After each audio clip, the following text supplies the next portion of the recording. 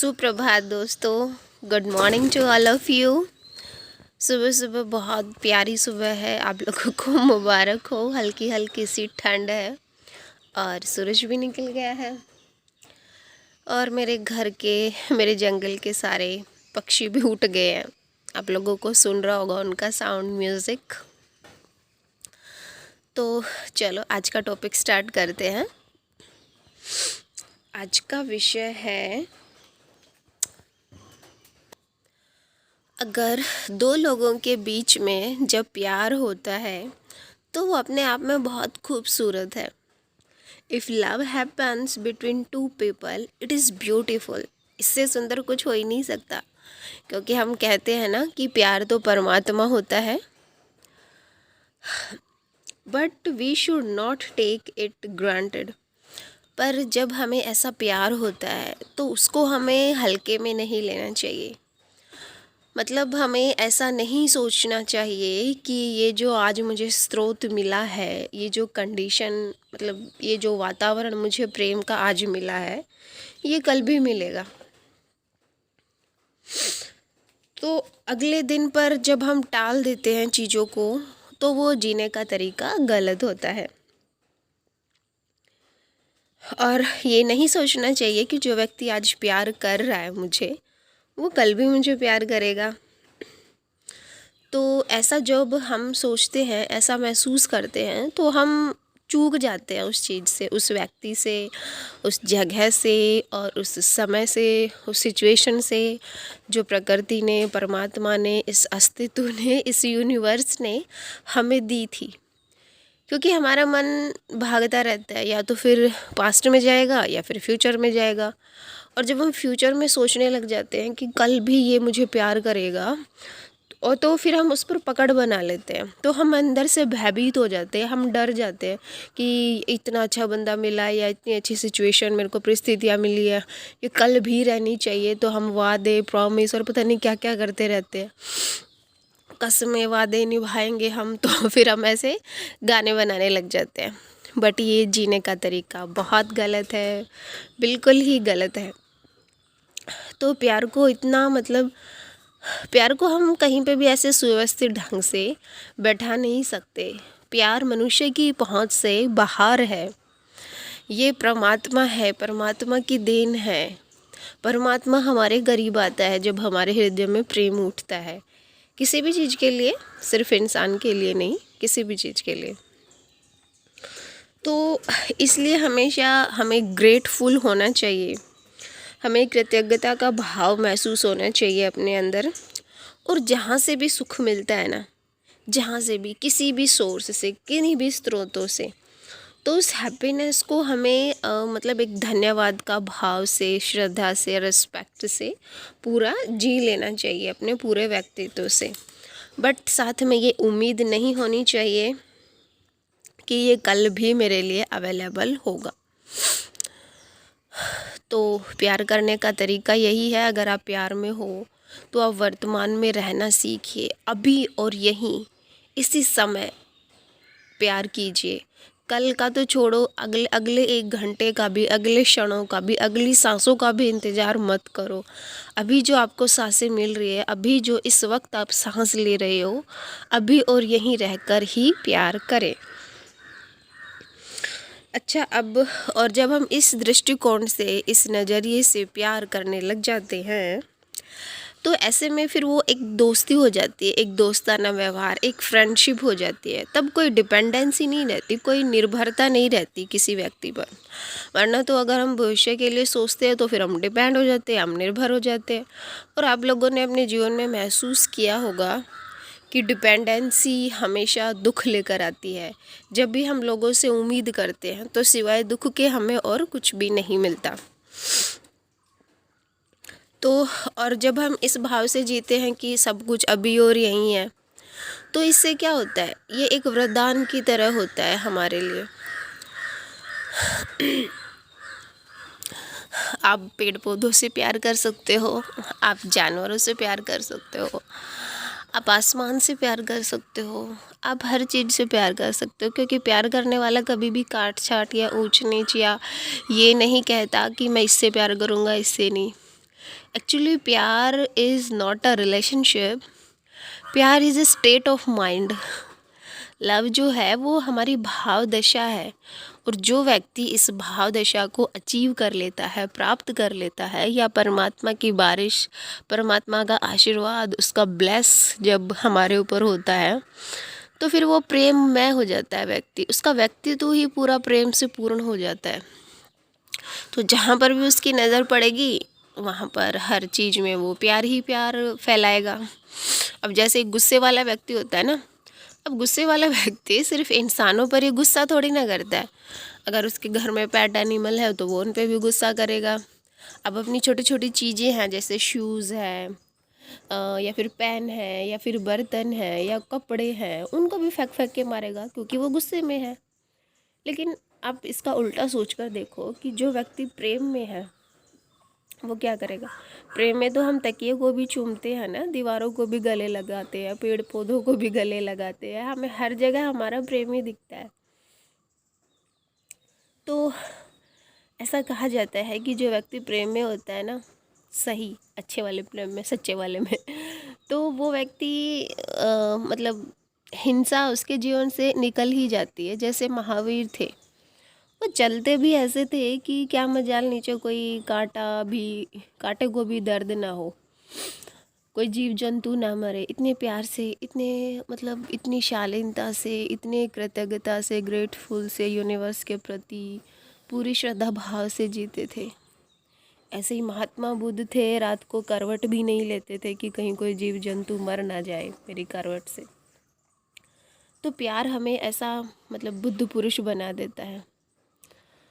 प्यार हर किसी को अनमोल बना देता है। आपने देखा होगा ना, जब हमसे किसी से हमें कोई प्यार करता है तो वो हमारी कितनी तारीफ़ें करता है, वो हमें परमात्मा देखने लग जाता है। तो प्रेम अपने आप में बहुत अद्भुत होता है। प्रेम से अच्छा, प्यार से अच्छा कुछ होता ही नहीं है दुनिया में। लेकिन प्यार की कुछ शर्तें हैं जो आपको समझनी पड़ेंगी। अगर आप नहीं समझे तो प्यार आपके लिए जहर बन जाएगा। तो वो शर्तें क्या है? वो शर्तें हमारी यही है कि प्रेम हमेशा वर्तमान में रहता है। प्रेम एक साधना है। जैसे हम मेडिटेशन में, ध्यान में आप लोगों को समझाते हैं कि वर्तमान में रहो, कि अभी और यहीं रहो, भूत भविष्य कुछ है ही नहीं। सत्य जो है वो अभी और यहीं है, वर्तमान है। परमात्मा जो है वो प्रेजेंट है। अवेयरनेस का क्या मतलब है? अवेयरनेस का मतलब यही है ना कि हम अभी जो हम सांस ले रहे हैं, जो हमारा शरीर क्या है, हम अपने शरीर को छूते हैं तो हम तुरंत प्रेजेंट मोमेंट में आ जाते हैं ना। अब अपने चेहरे को छू के देखो, अपने हाथों को छू कर देखो, हमारा शरीर हमेशा वर्तमान में ही रहता है, सच्चाई में ही रहता है, सत्य में ही रहता है। बट हमारे थॉट्स, हमारा माइंड और हमारे जो विचार हैं वो पता नहीं कहाँ कहाँ हमें ले जाकर घुमाते रहते हैं। तो इसलिए कहा जाता है कि प्रेम में भी उतरो तो विद अवेयरनेस। हमारी जो सांसें हैं वो हमेशा वर्तमान में ही चलती है, हमारा जो शरीर है वो हमेशा वर्तमान में ही रहता है। बट हमारे थॉट्स कभी पास्ट में जाते हैं, कभी फ्यूचर में जाते हैं, कभी कल्पनाओं में रहते हैं, तो कभी जो पीछे पास्ट में हुआ उसके बारे में सोच सोच के अपना समय बर्बाद करते रहते हैं। एक बार तो ये भी कहा जाता है कि भूत और भविष्य सिर्फ और सिर्फ हमारी कल्पनाएं हैं। इस यूनिवर्स में भूत और भविष्य का कुछ मतलब अस्तित्व ही नहीं है। हमेशा हमें आज मिलता है। अब देखो, जैसे आज का सुबह का मॉर्निंग का दिन है, तो आज मिला ना हमें। अगर हम कल भी उठेंगे तो भी हम यही कहेंगे ना कि आज में है हम।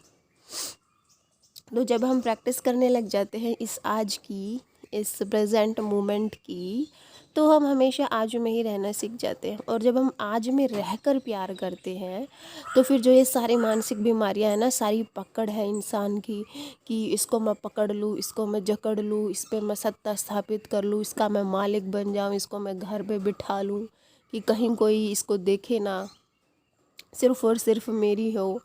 ये जो कस्में और ये पता नहीं हम क्या क्या मेंटेलिटी, मानसिकता, जो रुग्ण मानसिकता है, ये पैदा कर लेते हैं।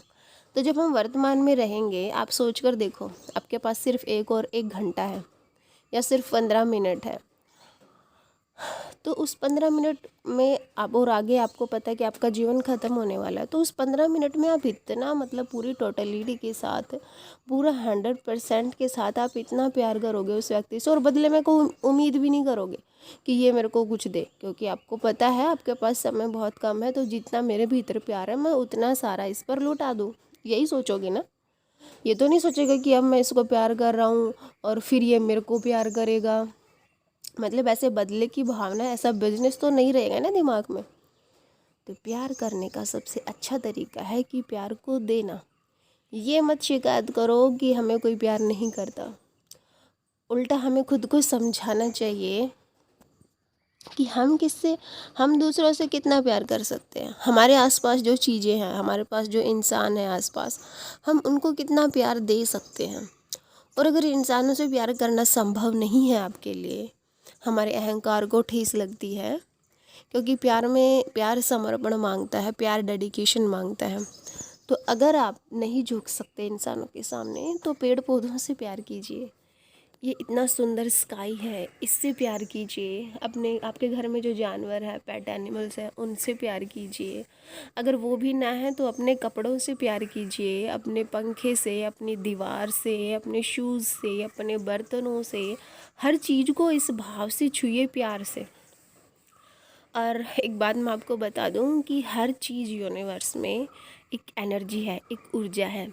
अगर आप किसी पत्थर को प्यार से छूओगे ना, तो थोड़ी देर में आपको अनुभव होगा कि उस पत्थर से भी हमें मतलब रिस्पांस मिल रहा है। तभी तो लोग मंदिरों में पत्थर की मूर्तियाँ रखते हैं, उनकी पूजा करते हैं। तो ऐसे कोई भी पत्थर, ऐसे किसी भी चीज़ को आप स्पर्श कर लो, जैसे आप कहीं गए हो और आपने उस पेड़ को गले लगा लिया है, तो उस पेड़ से ऐसी वाइब्स आएंगी आपको। एक बार आपने अगर किसी को प्यार से छू लिया, तो वो चीज़ भी हमें वापस प्यार लौटाती है, दोगुना करके लौटाती है। प्रकृति का तो ये नियम है ना, जैसे हम गेहूँ बोते हैं खेतों में, तो हम 1 बोरी 2 बोरी बोते हैं, लेकिन उसका वापस होकर हमें कितना 1000 गुना नहीं मिलता। तो ऐसे ही प्यार, ये इको साउंड है, इको सिस्टम है पूरा यूनिवर्स। जैसे आप एक आवाज़ फेंकोगे, थोड़ा प्यार फेंकोगे, तो वो आपको कई गुना होकर मिलेगा। तो इस बात की चिंता ना करें कि मैंने किससे प्यार किया और उसने मुझे प्यार नहीं किया। कोई भी आपको मिल जाए, आप प्यार से, भाव से भरे रहो। और अगर आपको कुछ भी ना मिलता हो, हालांकि ऐसा संभव नहीं है, बट फिर भी बाई चांस हम मान लेते हैं कि ऐसा कुछ भी नहीं है जिससे मैं प्यार करूं, तो हर रोज़ अपने कमरे में खुले आसमान के नीचे भले बैठ जाइए, हर रोज़ आंखें बंद करके, और पूरे यूनिवर्स में मतलब वाइब्स फैलाइए प्यार की। अब जैसे प्रदूषण होता है ना, गाड़ियाँ चलती हैं तो हर जगह प्रदूषण फैलाता है, ऐसे ही हमारे जो विचार हैं वो भी प्रदूषण फैलाते हैं। तो आपके भीतर जो होगा, अगर आप दुखी हो तो फिर आप दुख की वाइब्स आपसे आएंगी, आपके चारों ओर दुख की वाइब्स होंगी, दुख की किरणें फैलेंगी।